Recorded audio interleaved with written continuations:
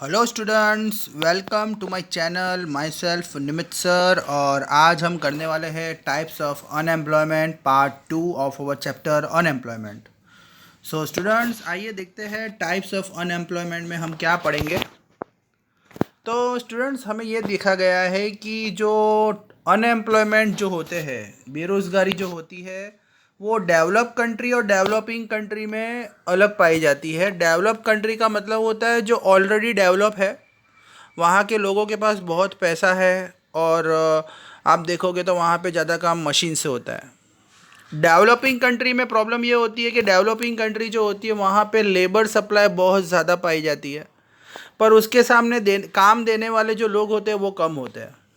तो डेवलप्ड और developing countries में आपको अलग अलग अनएम्प्लॉयमेंट देखने को मिलेगी। जैसे अगर आप डेवलप कंट्री जैसे अमेरिका, यूएसए और जर्मनी जैसी जो कंट्रीज़ है वो डेवलप में आती है, तो वहाँ पे lack of effective demand result from trade cycle, मतलब वहाँ पे आपको ट्रेड साइकिल देखने को मिलेगा। कभी बूम आ जाएगा, मतलब तेज़ी आएगी, कभी मंदी आएगी, कभी रिकवरी पीरियड आएगा। तो उसके वजह से भी अनएम्प्लॉयमेंट ट्रेड साइकिल की तरह देखने को मिलता है। मतलब अगर आप देखो तो अमेरिका में कभी तेज़ी आती है तो सबको काम मिल जाता है, कभी मंदी आएगी तो काम चला जाएगा। तो ये पीरियड घूमता रहता है। तो ये शॉर्ट टर्म के लिए पाया जाता है। मतलब ऐसा नहीं है कि मंदी रहेगी तो एक साल के लिए नहीं रहेगी, 3 या 4 महीने तक मंदी रहती है, बाद में फिर तेज़ी आती है, रिकवरी पीरियड आता है। तो ये आपको डेवलप कंट्री में देखने को मिलता है।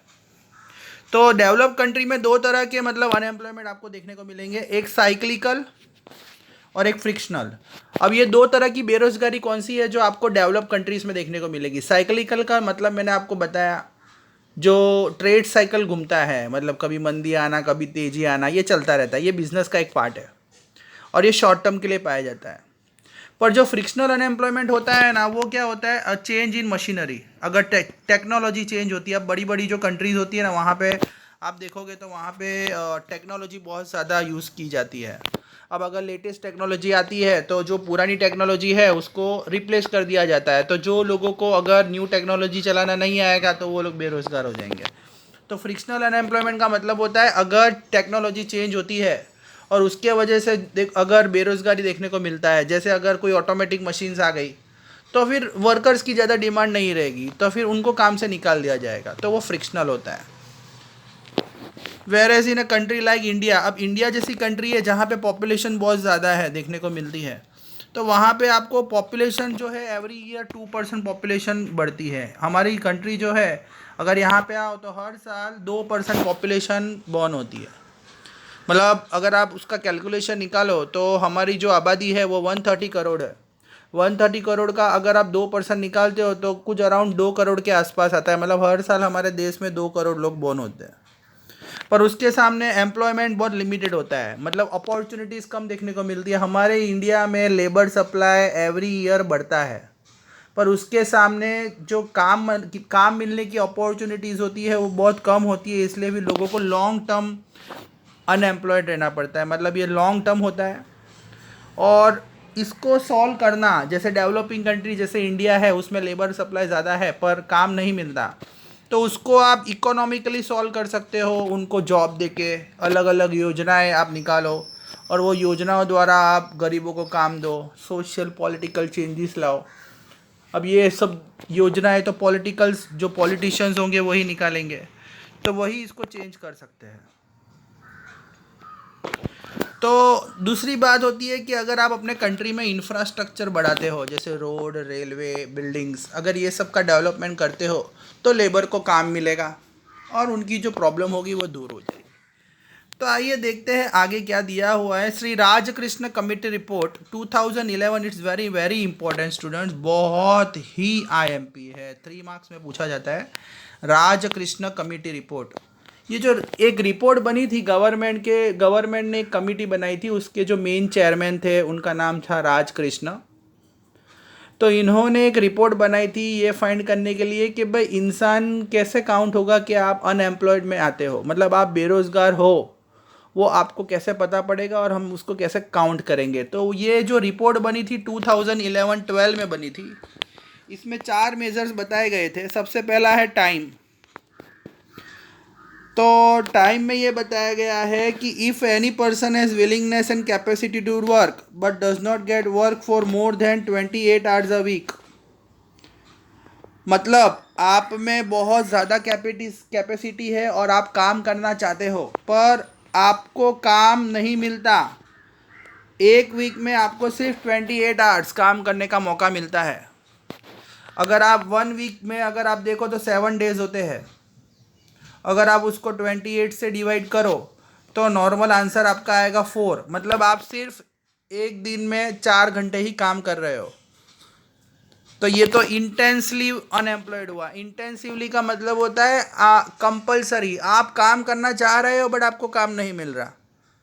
ओके, इसको मतलब इंटेंस लीव का मतलब फुल्ली आप पूरे बेरोजगार हो, 100% बेरोजगार हो।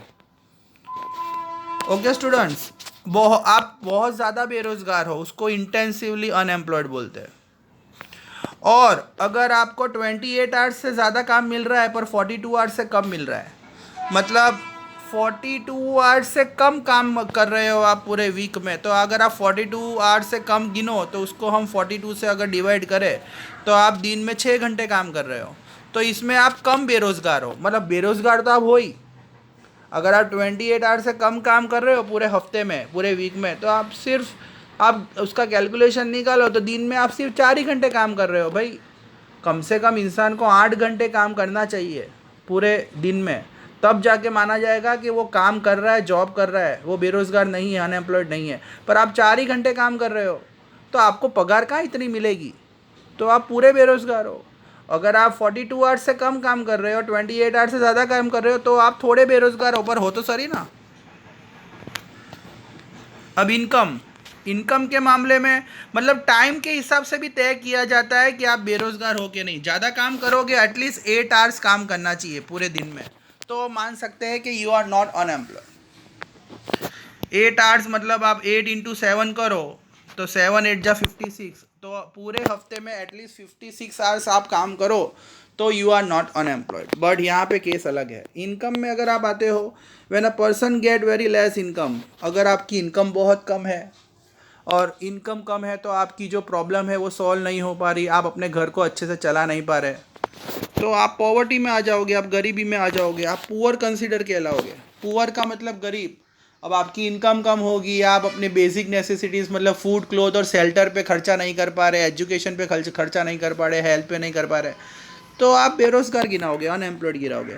जैसे फॉर एग्जांपल देखो, a person require 30,000 per month, एक बंदा है, एक इंसान है, उसका महीने का खर्चा 30,000 है पर उसकी पगार 15,000 ही है, तो आपको क्या लगता है वो घर चला पाएगा?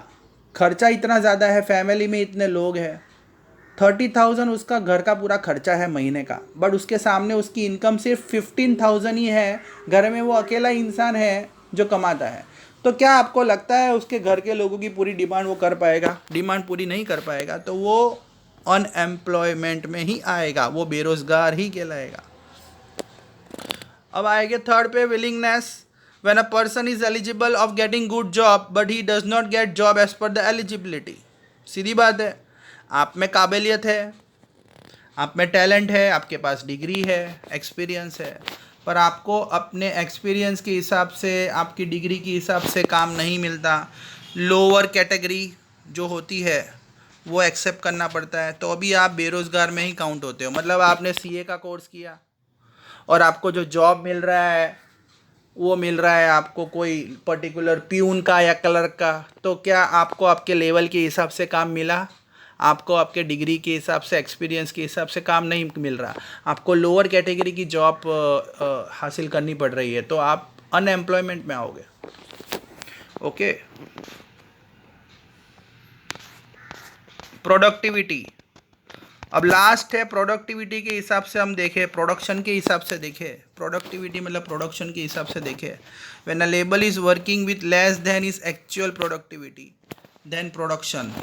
मतलब अगर आपके अंदर स्टेमिना है, एनर्जी है कि आप ज़्यादा प्रोडक्शन सामान का कर सकते हो, पर आपको वैसा काम नहीं मिलता, आपको सिर्फ छोटा मोटा ही काम मिलता है, then also you will count in unemployed. For example, आप 20 मीटर कपड़ा बना सकते हो एक दिन में, आप में इतना मतलब स्टेमिना है कि आप you can make a 120 meters of a cloth in a day, but जो आपका मालिक है वो आपको सिर्फ 10 मीटर ही बनाने को बोल रहा है, तो क्या होगा? आप बेरोजगारी में आए। अब ये मत समझना कि सर अच्छा है ना भाई, हमको तो 20 मीटर बनाना था पर मालिक ने हमें कम काम दिया तो हमें कम मेहनत करनी पड़ेगी। पर आप ये भूल गए, आप जितना प्रोडक्शन करोगे आपको पगार वैसे ही मिलेगी। अब आप 20 मीटर क्लोथ बनाते तो आपको अच्छी पगार मिलती, अच्छी सैलरी, अच्छे वेजिस मिलते। बट आप अब 10 ही बना रहे हो, 10 मीटर बनाओगे तो आप जितना कम प्रोडक्शन करोगे उतना कम आपको वेजिस मिलेगा, तो आपको लॉस हुआ ना। आप में इतना स्टेमिना था कि you can make a 20 metre, तो उसके हिसाब से अच्छी पगार मिलती, पर काम ही नहीं है मार्केट में डिमांड ही नहीं है सामान की, तो थोड़ा थोड़ा काम मिल रहा है, तो भाई आप थोड़ा बनाओगे तो पगार भी आपको थोड़ी ही मिलेगी। Okay students, thank you.